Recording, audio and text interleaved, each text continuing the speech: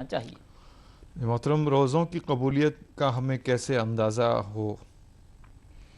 روزوں کی قبولیت کا اندازہ ہم اس طرح کر سکتے ہیں کہ ہمارے کردار میں کچھ بہتری پیدا ہو گئی ہو، جیسا کہ اللہ تبارک و تعالیٰ نے روزے کا مقصد سورہ بقرہ کی اس آیت کریمہ میں بیان فرمایا کہ لعلکم تتقون، اے ایمان والو تم پر روزے فرض کیے گئے جس طرح تم سے پہلے والے لوگوں پر روزے فرض کیے گئے تھے، لعلکم تتقون، تاکہ تم متقی اور پرہیزگار بن جاؤ۔ تو مقصد روزے کا اللہ تبارک و تعالیٰ نے تقوی اور پرہیزگاری کا حصول بتلایا ہے۔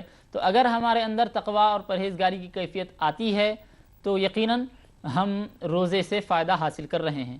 اگر روزے تو ہم رہے، بھوکے رہے، پیاسے رہے، لیکن جو تقوی اور پرہیزگاری کی کیفیت آنی چاہیے تھی وہ کیفیت اگر ہمارے اندر نہیں آتی تو پھر ہم سمجھ سکتے ہیں کہ ہمارے روزے مقبول نہیں ہو رہے ہیں۔ تو روزوں کا جو حق ہے وہ تو ادا نہیں کیا جا سکتا، لیکن جو طریقہ بتلایا گیا ہے کہ روزے کی حالت میں تقوی اور پرہیزگاری کی کیفیت اس طرح پروان چڑھنی چاہیے کہ ماہ رمضان ختم تو ہو جائے لیکن روزے میں جو کیفیت انسان کے پاس تقوی اور پرہیزگاری کی اس کی مزاج پر چڑھ چکی تھی وہ اترنی نہیں چاہیے، وہ باقی رہنی چاہیے، باقی 11 مہینوں تک اس کا اثر ہونا چاہیے۔ اگر یہ اثر باقی رہتا ہے تو پھر ہم اللہ کی ذات سے امید کر سکتے ہیں کہ اللہ تعالیٰ نے ہمارے روزوں کو قبول کر لیا۔